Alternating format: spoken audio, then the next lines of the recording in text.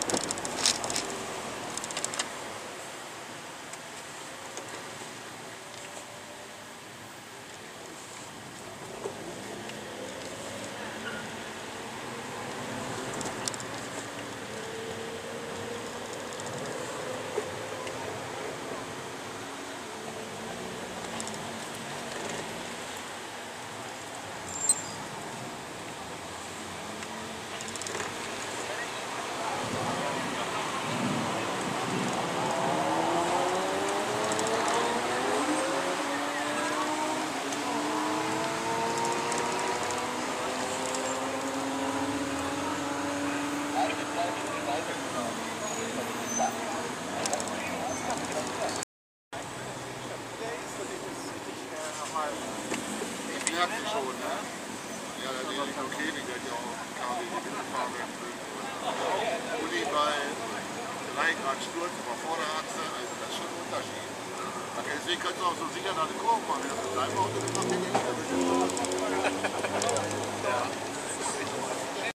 bien voulu vous proposer une map comme je le fais pour les balades habituellement, mais malheureusement il semblerait que ça ait viandé. Alors voyons voir, ça a viandé de ce côté-là, apparemment. Ça a viandé avant le carrousel, la télémétrie, donc je vous montre juste voilà, la map que ça a donné. Il a coupé ici au-dessus, et le point bleu, le gros point bleu, bah, c'est là où on est maintenant. Donc, il m'a fait une liaison. Et voilà, c'est ici que se termine ce petit tour. C'était vraiment génial. En même temps, je m'en doutais. Étant donné que c'était déjà exceptionnel, mon petit tour en tant que copilote avec Yves, c'était il y a 1 an et demi maintenant, peut-être même 2 ans pratiquement. Petit tour donc du Nürburgring, c'est écrit derrière moi, regardez comme c'est joli. Cette belle écriture rouge que tout le monde connaît maintenant. J'ai vraiment retrouvé les mêmes sensations qu'avec Yves, sauf qu'ici j'étais au volant. Au niveau du chrono, bon j'étais clairement pas là pour ça, je l'ai dit dès le début de la vidéo, c'est mon tout premier tour en tant que conducteur ici. J'ai réalisé un chrono autour des 13 minutes, je connais pas son chrono, le temps exact pour le moment. Donc je vais calculer ça, je vais vous mettre ça soit en annotation en haut de l'écran, ce sera là, soit dans la description, soit les deux, je vais voir comment je peux organiser ça. Mais je vais vous mettre le chrono exact, mais ça tourne aux alentours des 13 minutes environ, un peu plus, un peu moins, mystère. Ce qui, pour une première, est un chrono raisonnable. D'autant qu'on a eu une yellow zone, vous l'avez vu, assez longue. Mais enfin voilà, de toute façon, j'étais pas là pour faire un chronomètre. Pour ça, je l'ai fait sur Gran Turismo Sport. D'ailleurs, j'en ai fait un il y a quelques jours. Je vais vous mettre la vidéo en fiche ici, voilà. Où j'étais beaucoup plus rapide avec une voiture parfaitement identique à Mia, sauf que le volant était à droite, c'est Gran Turismo, la mienne, le volant est bien à gauche, évidemment. Mais enfin voilà, hein, je vais juste voilà, vous montrer la voiture avec laquelle je viens de faire le tour, mais vous la connaissez déjà de toute façon. Hein, ma petite Mia, une Mazda MX-5, 1500, 131 chevaux, rabaissée de 3 cm à l'aide d'un kit ressort court H&R. Et voilà, il n'y a pas grand chose de plus à dire. Si, il y a un kit partiel HKS, mais enfin ça fait pas aller plus vite. Ça fait juste frotter plus vite quand on passe sur un casse-vitesse. Ça, vous l'avez remarqué dans la vidéo de la balade de Brenne-Ancienne de dimanche dernier.